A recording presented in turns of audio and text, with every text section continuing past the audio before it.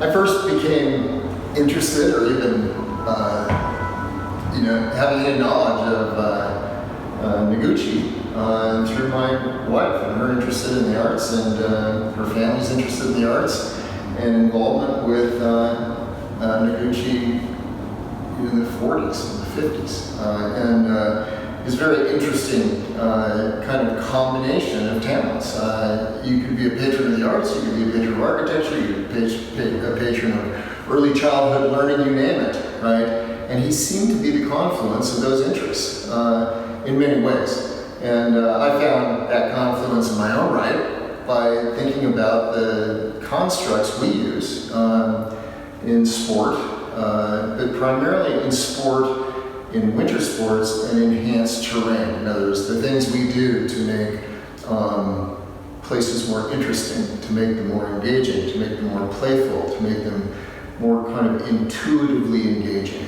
And so, as I walked through the Noguchi exhibit at San Francisco Museum of Modern Art, I was captivated by the simplicity of the presentation of the Noguchi concepts, right? The concepts were very precise, but they were very general in many ways. And that generality equates to usability, engagement, and also this other element that isn't necessarily always in those kinds of design things, and that was kind of the social aspect of it. So it's not only engaging individually, it's engaging as kind of a group interest, right? So, and that is exactly what we're trying to do in our mountainscapes, if you will, our mountain snow structures that have in the past been called terrain parks, still are, but we think of them as much more now.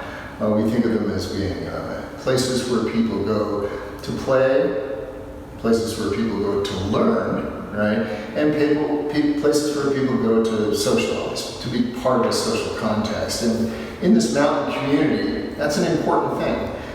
We think about skiing or riding as individual sports, but they aren't. They're social, very social. As we started thinking about Noguchi, and we started thinking about the other kinds of things that were going on in the snow sports world, every mountain that I can think of has some sort of a terrain park.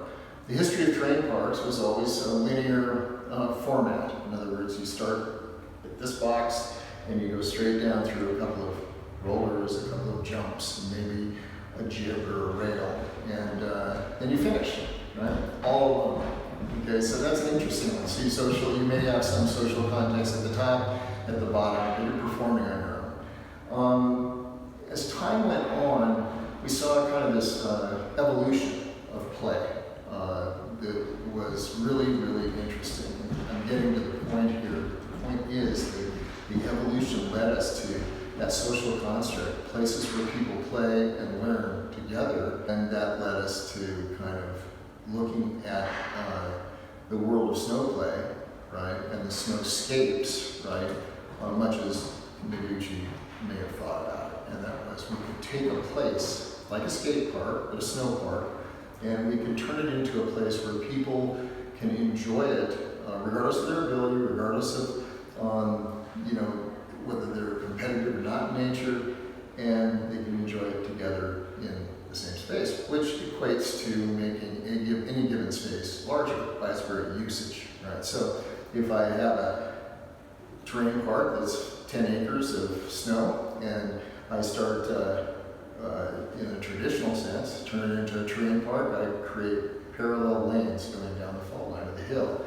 If I think about it more as a playscape, right, as a place for recession, so to speak, I can start changing it up a little bit. I can have different features in different lines, and I can move back and forth across the fault line and go to different things, different constructs, play areas, right?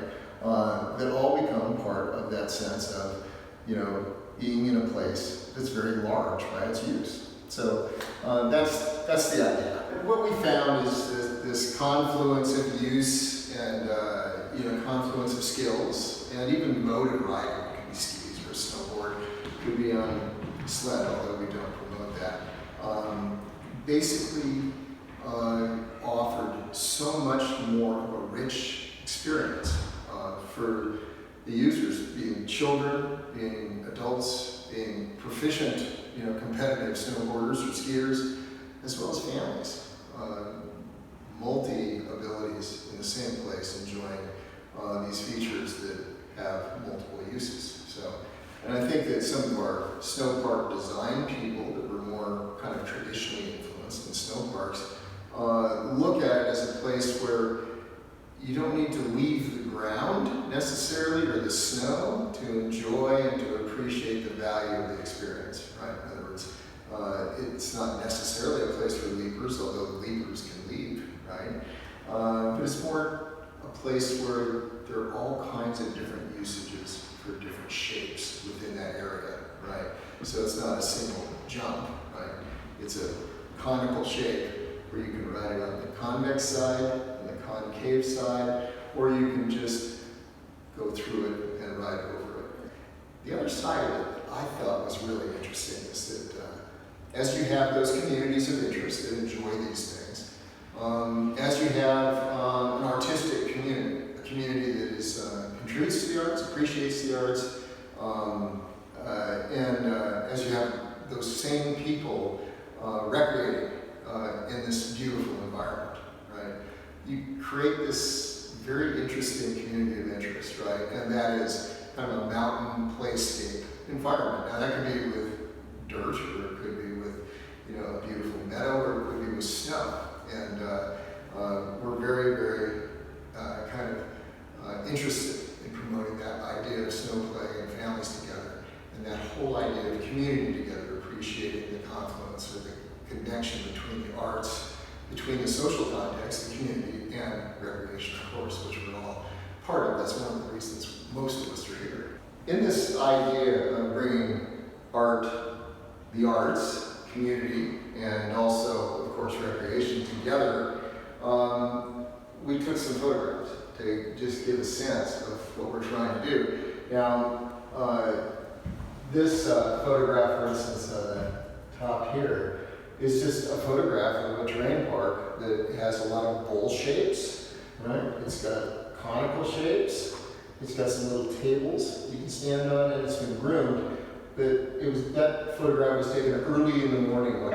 So not necessarily moonscapes, but playscapes, okay? Beautiful playscapes.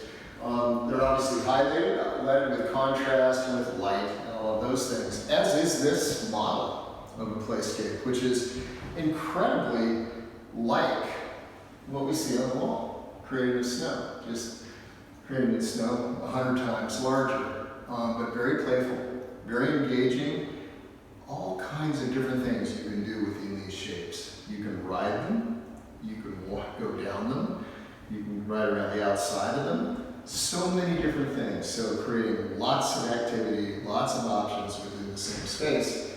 And we went on to look at a simple set of rollers and kind of look at, what are we looking at? What are we feeling here? We're feeling that, that's kind of pretty. What is it? Right? Well, it's a freshly groomed set of rollers. That's simple.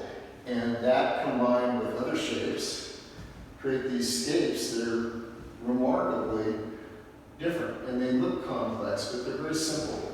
And they're very simple to use. So we've really enjoyed that, again, that kind of confluence of thought, recreation, and the role of the arts. And so that is what we're thinking about in terms of mountain playscapes and how we're implementing them. And you see these everywhere. This is not Sun Valley, as a unique effort. I think that everybody's involved in this in one form or another, and I certainly enjoy playing in these environments. And I love looking at all these sculptures. Once again, that were part of Noguchi's art and design. So we've definitely gotten some good ideas and feel blessed to have the influence of these kinds of artists in the community and in the art community that can make us imagine how we can play and work together.